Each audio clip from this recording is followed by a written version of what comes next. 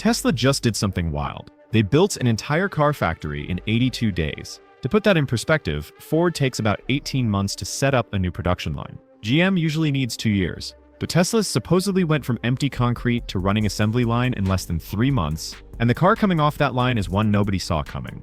It's called the Model 2 Senior Edition, a compact electric vehicle supposedly designed for drivers over 50, priced under $30,000, and built faster than any budget EV in history. The whole thing sounds almost too good to be true, which is exactly why we need to dig into what's actually happening here. Today, I'm walking through how Tesla built this line so impossibly fast, what batteries they're actually using, whether the Senior Edition is real or just marketing nonsense, and when you'll actually see one on American roads. Can a car company really engineer a vehicle this quickly without cutting corners? Or is Tesla about to deliver the automotive equivalent of a microwave burrito? The 82-day factory.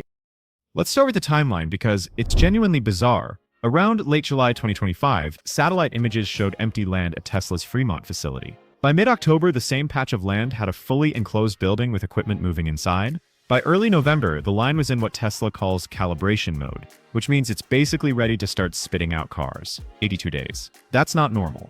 When Volkswagen built their ID.3 production line in Germany, it took them 19 months from groundbreaking to first test vehicle. Toyota's new EV line in Kentucky took about 16 months. Even Tesla's own Model Y line in Berlin took 13 months from equipment arrival to the first customer deliveries. So what changed? The answer is actually pretty clever, and it starts with giant metal presses that sound like something from a science fiction movie. Tesla ordered 2 massive machines from an Italian company called IDRA. These aren't your regular factory presses. Each one weighs about as much as 40 elephants and can squeeze molten aluminum into car parts with 6,500 tons of force. That's roughly the weight of a fully loaded cargo ship pressing down on a piece of metal the size of a kitchen table. Why does that matter? Because normally when you build a car, you stamp out hundreds of small metal pieces, then weld them together like a jigsaw puzzle. It takes time, it requires precision, and you need a small army of robots to do all the welding. Tesla's giant presses skip that entire process. They inject hot aluminum into a mold and pop out a single gigantic piece that would normally require about 270 individual parts. The rear section of the car, 1 piece. The front section, 1 piece. It's like the difference between building a Lego house brick by brick versus just having 2 massive Lego chunks you snap together. The presses arrived in California in staggered shipments over 15 days, which tells us Tesla coordinated this like a military operation. You can't just drop a machine that heavy onto regular concrete. They poured reinforced foundation slabs with vibration dampening plates underneath, because when you're slamming thousands of tons of pressure onto molten metal multiple times per hour, things shake. A lot, those vibrations can throw off precision and nearby equipment. So Tesla basically built shock absorbers into the floor. Once the presses were installed, the rest of the line came together in modules. This is where Tesla's approach gets really different from traditional car companies. Instead of one long conveyor belt snaking through a building, they built 5 separate mini factories inside one building. Each module handles a specific job. Module 1 does the casting. Module 2 machines the castings to add holes and mounting points. Module 3 installs the battery pack. Module 4 handles the interior cabin assembly. Module 5 does final integration, electronics, and quality checks. Here's the genius part. If one module has a problem, say the casting press needs recalibration, the other 4 modules can keep working. Traditional assembly lines are like a chain. If one link breaks, everything stops. Tesla's setup is more like a relay race, where each runner can keep practicing even if one runner is injured. The machining corridor is only 31 meters long, compared to Volkswagen's 52-meter corridor for the ID.3. That might not sound like much, but shorter distance means less time moving parts around, which means you can build more cars per hour. Tesla claims this saves about 14 seconds per vehicle. Multiply that by 100,000 vehicles per year, and you've saved over 390 hours of production time. That's more than 16 full days of continuous operation. The battery installation station is another clever piece. Instead of the wide-format battery pack they use in the Model Y, the Senior Edition uses a narrower pack that gets lifted into place by 3 synchronized robot arms. The tolerance is insanely tight, plus or minus 0.7 millimeters. That's about the thickness of a credit card. Why does that precision matter? Because if the battery sits perfectly flush with the frame, You can bolt it directly without needing shims or spacers to fill gaps. That saves about 5 minutes per car, which again adds up fast when you're building thousands of vehicles. But the weirdest part of this whole line is what Tesla calls the ergonomic cabin module cell. This is where things get very specifically designed for older drivers, and it's positioned only 18 meters from the main assembly conveyor. Instead of installing the interior piece by piece, door panel here, seat there, dashboard over there, Tesla builds the entire interior as one pre-assembled block in a separate area. They borrowed this technique from airplane manufacturing, where they build the entire cabin section separately, then slide it into the fuselage. The cabin block includes wider angle seat rails so it's easier to get in and out, door hinges that require less force to open, a glove box that doesn't slam shut on your fingers, and steering linkage with reduced resistance so it's easier to turn at low speeds. All of this gets assembled as one unit, then a robot lifts the entire cabin block and indexes it into the car body in one smooth motion. It's faster, it's more consistent, and it means every senior edition cabin will feel identical, which matters a lot to older buyers who value predictability. Tesla estimates this modular setup can produce 92,000 to 110,000 vehicles per year running one shift. If they add a second shift and optimize the timing, they think they can hit 128,000 units annually. No other car company making EVs under $30,000 has a line this compact, this integrated, or this specifically tailored to older drivers. Not BYD, not GM, not Volkswagen. But here's the catch. Building the factory fast is one thing. Filling it with the right batteries is something else entirely. The battery gamble. If you've been paying attention to EVs, you know the battery is basically the entire car. It determines how far you can drive, how much the vehicle weighs, how long it lasts, and most importantly, how much it costs. Tesla's doing something weird with the Senior Edition. They're not using just one type of battery. They're preparing 3 different chemistries, and each one serves a very different purpose. Let's start with the boring, reliable option. Lithium iron phosphate, usually called LFP. This is the same chemistry Tesla already uses in their base Model 3 in China. It's not sexy, it doesn't have amazing energy density, and it won't win any bragging rights at a car show. But it works, and it works for a really long time. LFP batteries can handle over 6,000 full charge cycles before they start to degrade noticeably. If you drive 15,000 kilometers per year, that battery could last over 15 years before you'd see any real decline in range. For someone buying their last car, that matters more than 0 to 60 times. Tesla's version for the Senior Edition is a narrower pack design, somewhere between 42 and 46 kilowatt hours. That translates to roughly 295 to 317 kilometers of range depending on wheel size and driving conditions. Not groundbreaking, but totally fine for someone who's mostly doing grocery runs, doctor visits, and the occasional road trip to visit grandkids. The real advantage of LFP is stability. It doesn't catch fire as easily as other lithium batteries, it handles heat better, and it's cheaper to produce because it doesn't use nickel or cobalt, which are expensive and sometimes sourced from questionable mining operations. For a fixed-income buyer who wants a car that just works without drama, LFP is the safe bet. But then there's the cold weather problem. LFP batteries hate winter. When temperatures drop below freezing, the chemical reactions inside slow down, and your range can drop by 30 to 40%. That's a huge problem if you live in Minnesota or Montana. Tesla's solution? Sodium-ion batteries. Yes, sodium. The same stuff in table salt. Sodium-ion batteries are newer and weirder than LFP, but they have one massive advantage. They work great in cold weather. They stay stable down to negative 20 degrees Celsius, which solves the winter range collapse that older drivers constantly complain about. The downside is energy density. Sodium-ion batteries store less energy per kilogram than LFP, about 135 watt-hours per kilogram compared to LFP's 155 to 165. That means a sodium-ion pack for the Senior Edition would probably be 38 to 40 kilowatt-hours, giving you around 240 to 255 kilometers of range. Less than LFP, but way more consistent in winter. The bigger deal is cost. Sodium-ion batteries are about 22 to 28% cheaper to produce because sodium is everywhere. You can literally pull it from seawater. No mining cobalt in the Congo, no fighting over lithium deposits in Chile, just sodium.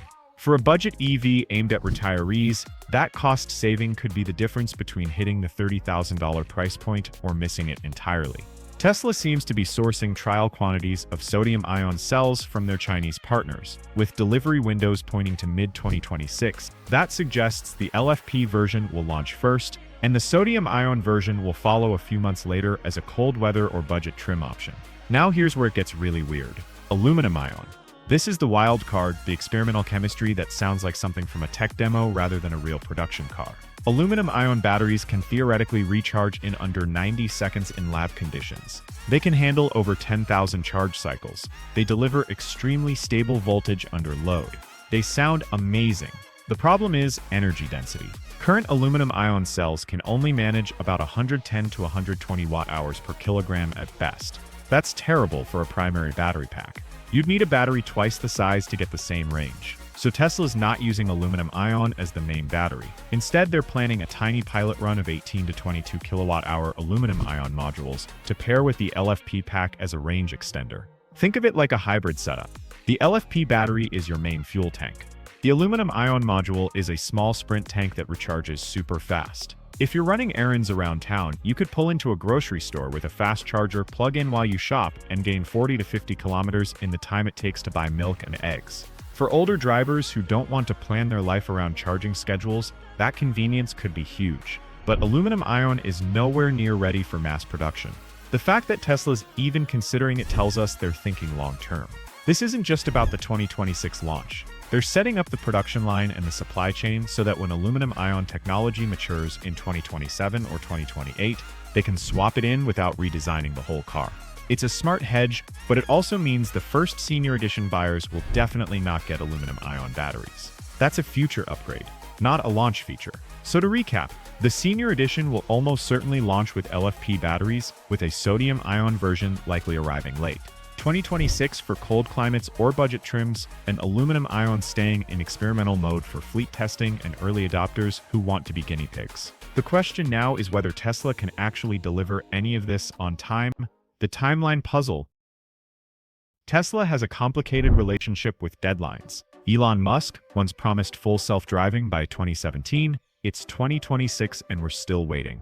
The Cybertruck was supposed to launch in 2021. It finally arrived in late 2023. The Roadster was supposed to return in 2020. It's currently listed as coming soon, which in Tesla speak means maybe never. So when people ask when the Model 2 Senior Edition will actually hit the road, the honest answer is we have to look at patterns, not promises. Let's start with what we know. The production line entered calibration mode around late September or early October 2025, based on equipment activation data and logistics tracking. Calibration mode means all the machines are installed, they're running test cycles, and engineers are fine-tuning the timing so everything works together. Historically, Tesla needs about 11 to 14 months from calibration mode to first customer deliveries. The Model Y line in Berlin took 13 months. The Fremont Model 3 line took about 12.8 months. Even the Cybertruck, which had a way more complicated production process, followed roughly the same 12-month pattern from press activation to first deliveries. If the Senior Edition follows that same timeline, the earliest realistic customer deliveries would be somewhere between August and November 2026. But there are other clues. Tesla installed 2 giant casting presses, but only one is currently active and running molten aluminum. The second press is in what's called cold-ready mode. It's fully installed, all the plumbing and electrical is connected, but it's not running yet. For the Model Y, the gap between press calibration and the first regulatory road testing was about 19 weeks. Regulatory testing means putting prototype vehicles through safety checks, emissions testing even though it's electric, and other government-required validation. If the Senior Edition follows the same curve, we should start seeing test mules on public roads around April or May 2026. Car spotters love posting photos of camouflage test vehicles, and those sightings usually start about 3 to 4 months before Tesla does a public unveiling event. So if we see wrapped Senior Edition prototypes in spring 2026, that points to an unveiling event in summer and deliveries starting in fall. The battery supply chain gives us another piece of the puzzle. The LFP pack is already in production readiness. Tesla's Chinese battery partners have been making LFP cells for years, and scaling up for a new model is relatively straightforward. Sodium-ion pack vendors have logged delivery windows pointing to mid-2026, which suggests those batteries won't be ready for a launch version. Aluminum-ion is still in sample-only status, which means it's definitely not launching with the first cars. This battery timing strongly suggests Tesla wants to launch with one chemistry first, get the line running smoothly, then introduce additional battery options a few months later. That's exactly what they did with the Model 3, launching with a long-range battery and adding the cheaper standard range version almost a year later. Put all these signals together and the most logical timeline looks like this. Tesla will probably do a formal unveiling event for the Model 2 Senior Edition sometime between June and August 2026. First customer deliveries will likely start in Q4 2026, so October, November, or December. The launch version will almost certainly use LFP batteries. Sodium-ion versions will probably arrive in early 2027 for cold weather markets. Aluminum-ion will stay in testing mode through 2026 and might appear as an optional range extender in late 2027 if testing goes well. Of course, this assumes everything goes according to plan, which in Tesla world is a dangerous assumption. But the fact that the production line is already built and running calibration cycles is actually a good sign. Tesla's delays usually happen during the design and engineering phase, not after the factory is already standing. The bigger question is whether this whole Senior Edition concept is real or just a marketing gimmick. The Senior Edition reality check. Let's address the elephant in the room. Is the Model 2 Senior Edition a genuinely engineered vehicle for older drivers, or is it just a regular compact EV with senior slapped on the name to appeal to a demographic with more savings and less debt? The evidence is actually mixed, and the truth is probably somewhere in the middle. Start with the ergonomic features Tesla supposedly built into that cabin module cell, wider angle seat rails that make it easier to get in and out. That's real and that matters. Anyone over 60 knows that swinging your legs into a low sports car is way harder than it used to be. Seat rails that angle outward give you more room to maneuver, which reduces strain on hips and knees. Door hinges that require less force to open. Also real and also useful. Older adults, especially women, often have less upper body strength, and fighting with a heavy car door gets old fast. Reducing the force required to open a door from say 20 pounds to 12 pounds might not sound like much, but do that 10 times a day and it adds up. A glove box that doesn't slam shut. Okay, this one feels a bit silly, but it's actually a nice touch. Older adults are more prone to hand injuries and arthritis, so a soft close glove box that won't pinch your fingers is genuinely thoughtful. Steering linkage with reduced resistance. This is where things get interesting.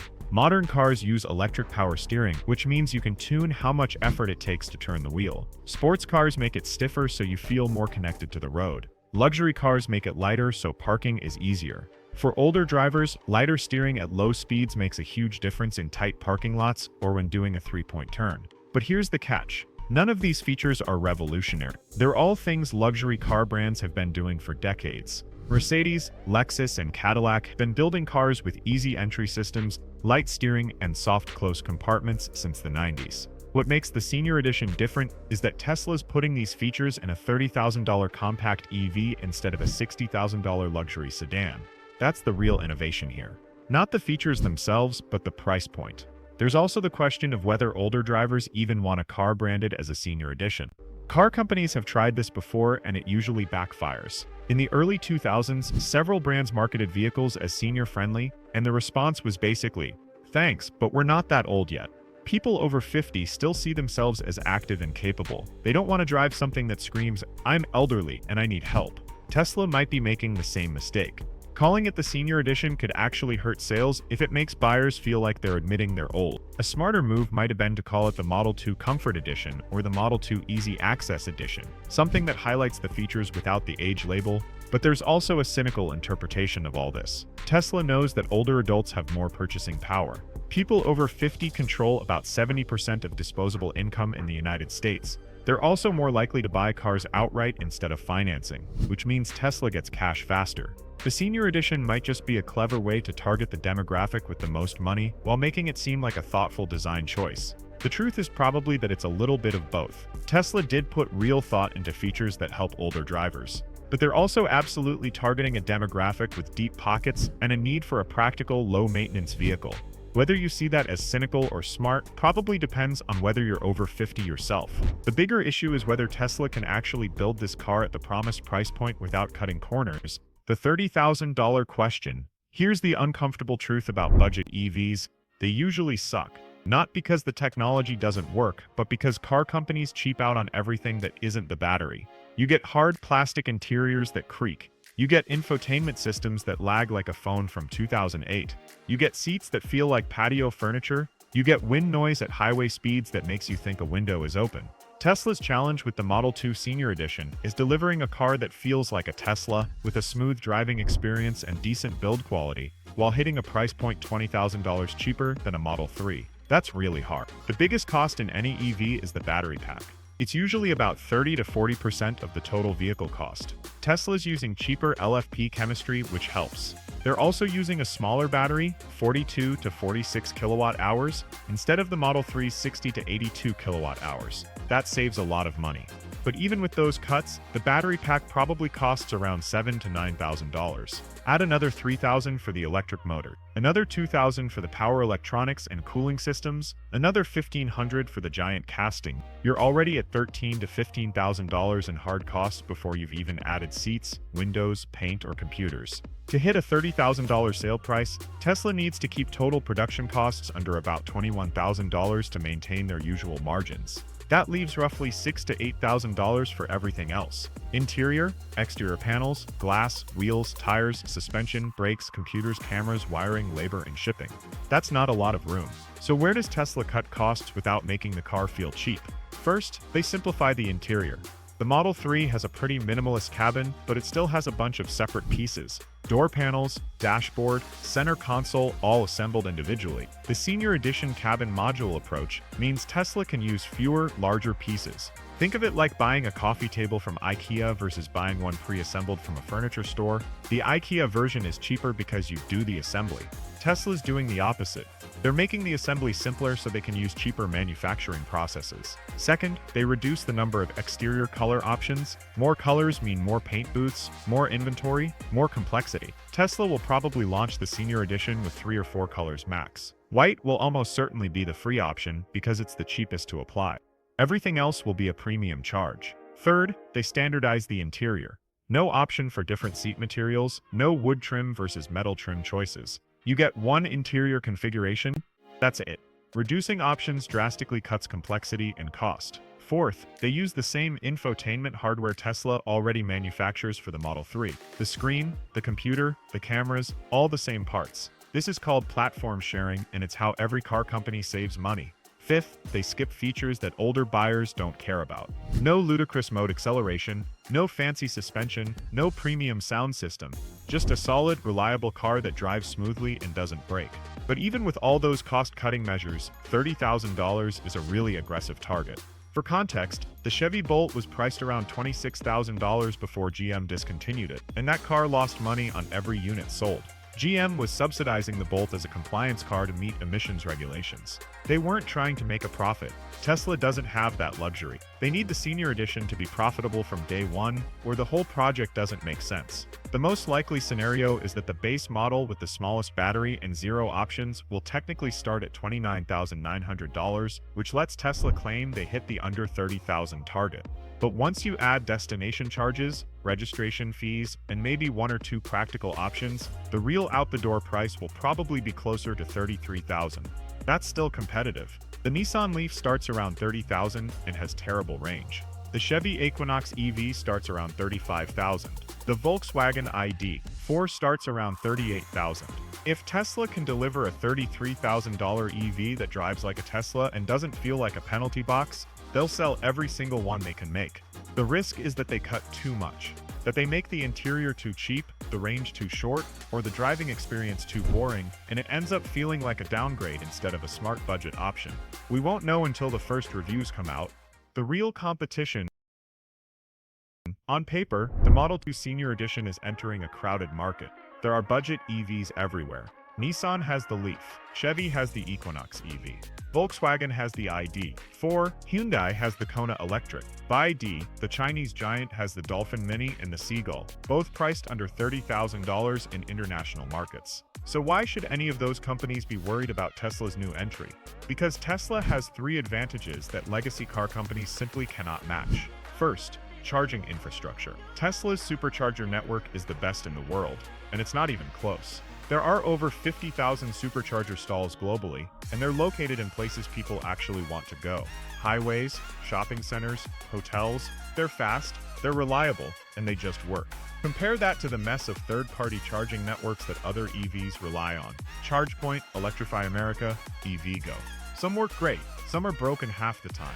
Some require 3 different apps and a credit card. It's a nightmare. Tesla recently opened their supercharger network to other brands, but the experience still isn't the same. Ford and GM EVs can use Tesla chargers now, but they need an adapter and the billing process is clunky.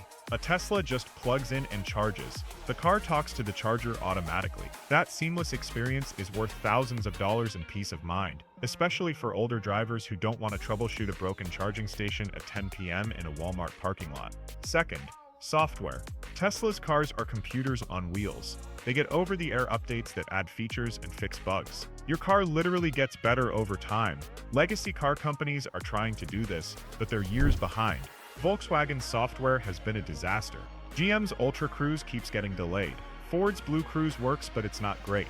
Tesla's software isn't perfect, but it's so far ahead that it's not even a fair comparison. For older drivers who grew up with cars that never changed after you bought them, the idea that your car can improve through software updates is genuinely appealing. It feels modern without being intimidating. Third, brand perception.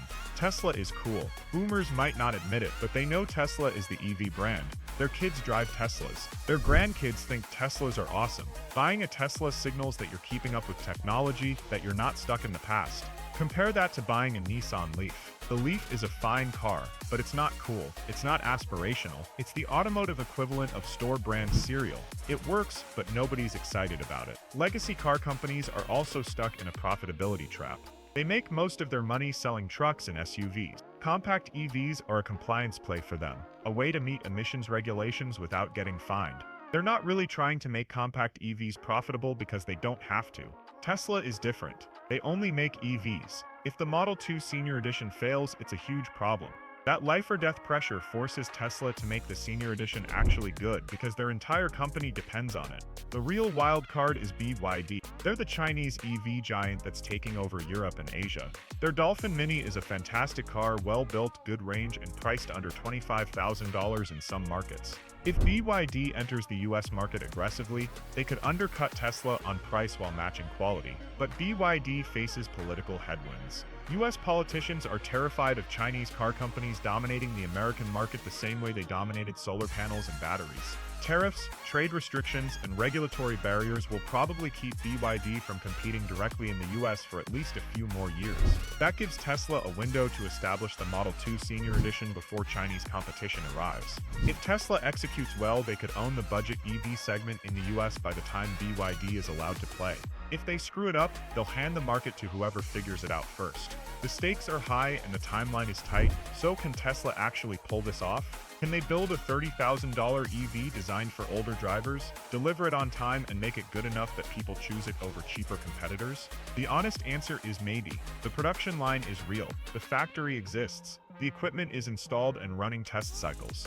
The batteries are sourced. The timeline points to late 2026 deliveries. All the pieces are in place. But Tesla has a long history of missing deadlines, overpromising features, and delivering version 1 products that need a year of updates to work properly.